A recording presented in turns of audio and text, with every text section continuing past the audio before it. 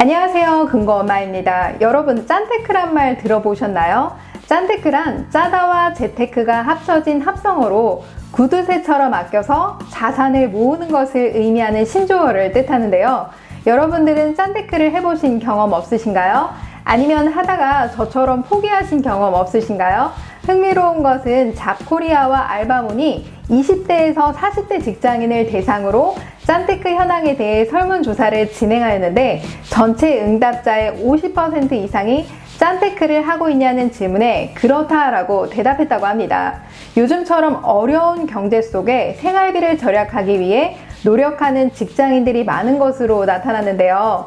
여러분들도 짠테크 좀 해보자 하는 마음에 매년 가계부를 사다가 결국 가계부가 아닌 메모장으로 쓰시다가 버리시는 분들 정말 많으실 텐데요. 가계부를 쓰지 않고도 간편하게 생활비를 잘 조절할 수 있는 방법에 대해서 오늘은 알아보도록 하겠습니다. 그럼 한번 알아보실까요?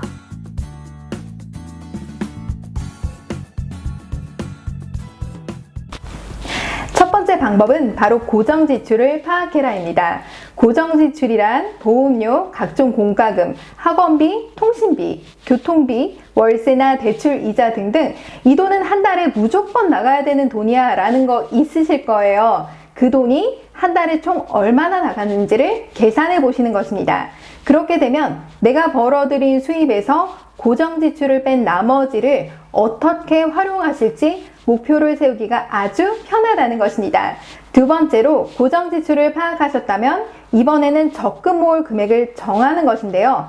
예를 들어서 총 수입이 300만 원인데 이 중에서 100만 원은 고정지출로 나가야 되는 돈이고 나머지 200만 원이 남아있는 거예요. 그러면 그 200만 원 중에서 적금을 얼마로 하실지 정하는 것입니다. 대신 처음부터 뭔가 포부를 크게 잡고 적금을 가입하시는 것보다 아주 현실적인 금액을 목표로 하는 것이 중요한데요.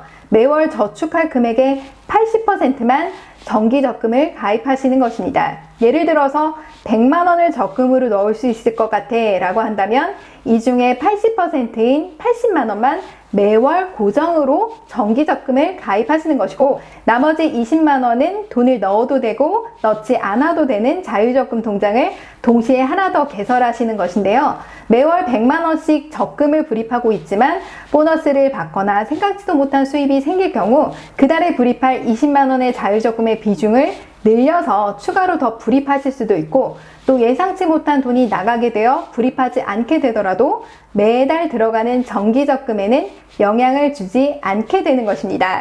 세 번째는 입출금 통장을 딱 2개만 가지고 있어라 라고 말씀드리겠습니다.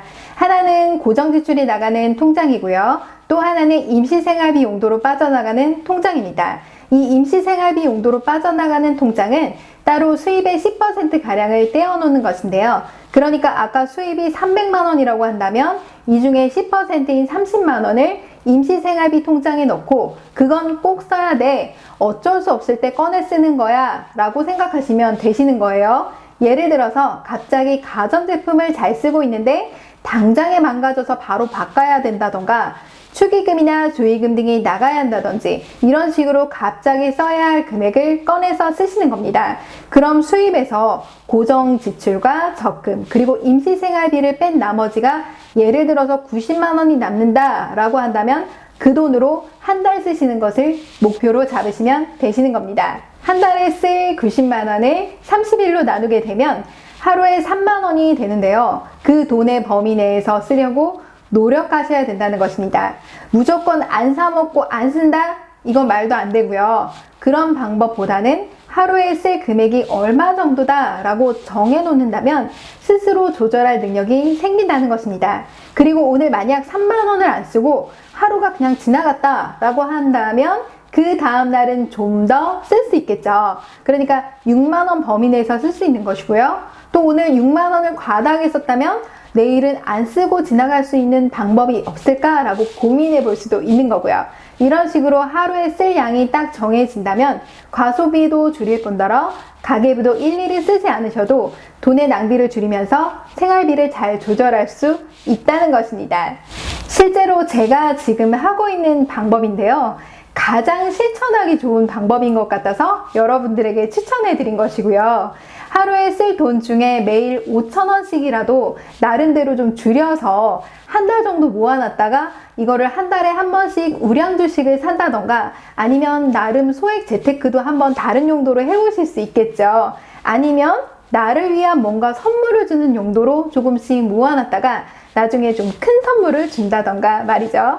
자, 오늘 여러분 도움이 되셨나요? 영상이 도움이 되셨다면 좋아요와 구독하기 눌러주세요.